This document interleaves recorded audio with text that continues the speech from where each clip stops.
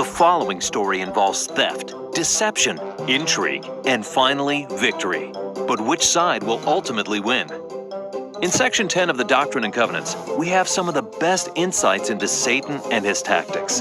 The Lord explains how Satan uses wicked people to deceive and lie, and how Satan stirs up our hearts to anger. But the Lord also gives some amazing insight into how we can remain strong and overcome anything Satan throws our way.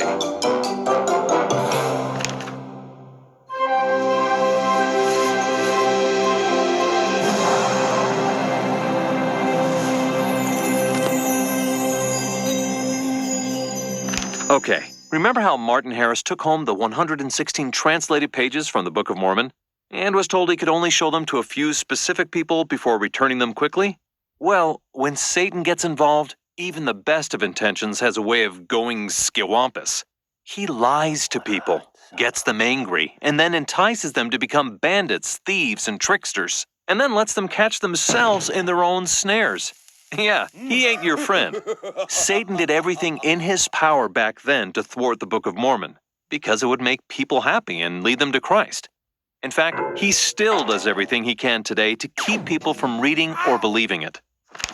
Now, Martin started with the best of intentions, and at first kept his promise and only showed it to the people he was allowed to show it to. But then he got overexcited and showed it to someone else. Have you seen this? This is amazing! And once he'd broken his promise, he began showing it to whoever would stop by for a visit. Oh boy. Somewhere in the mix, the manuscript was stolen, and Martin had no idea where it went.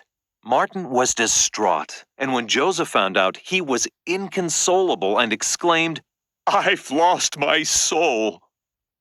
Okay, now just imagine you typed up a 116-page term paper, and it was accidentally deleted and permanently lost. No cloud backup. Nothing. How would you feel? Yeah. Now, what if it was a sacred document and the assignment had come from the Lord? Whew. I have a bad feeling about this. However, then the Lord revealed exactly what had happened with the lost pages. He knew because nothing is ever hidden from the Lord. In Section 10, the Lord explained in detail that some of the people Martin had shown the pages to were wicked. Satan coerced those wicked people to steal the manuscript and then change what it said. Then, when Joseph Smith retranslated those 116 pages, the new translation wouldn't match the changes on the doctored manuscript. This way, Satan thought he could prove to the world that Joseph Smith had no gift or power from God. Satan thought he'd destroyed the Lord's plans for the Book of Mormon. He totally thought he'd won. However, the works of God cannot and will not be stopped. The Lord had solved this problem over 2,000 years earlier. He had told Moroni to insert another book from Nephi into the gold plates, which the Lord now told Joseph Smith to translate instead. Said the Lord, "I will confound those who have altered my words, and I will show unto them that my wisdom is greater than the cunning of the devil."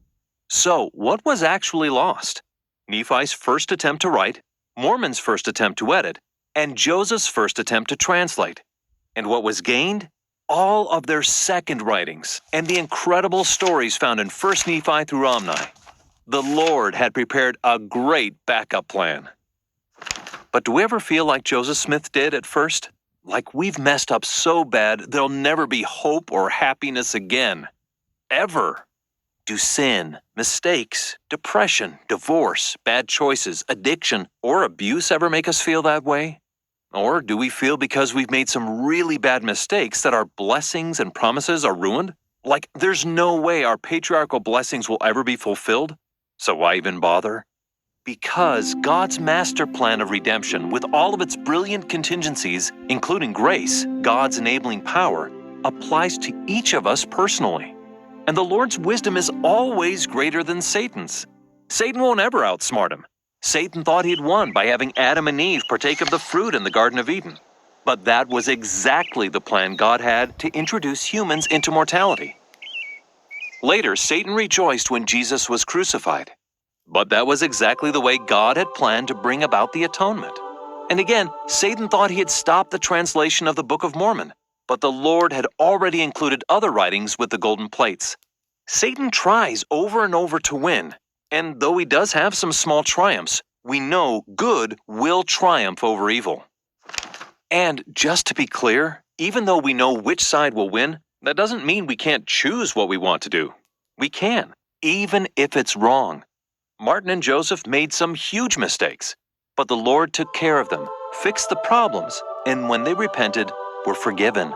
Martin even went on to become one of the special witnesses of the Book of Mormon. Now, because there's no originality in hell, Satan's plans pretty much follow the same path today as they did in Joseph's time.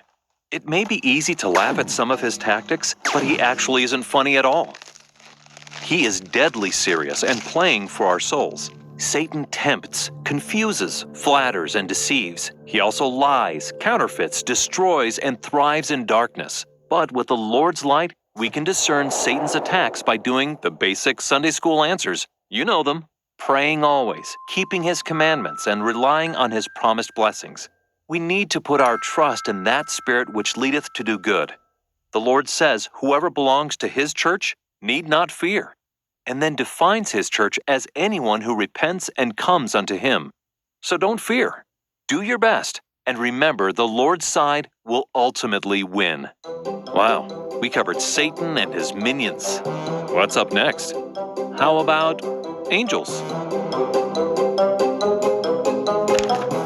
We hope you enjoyed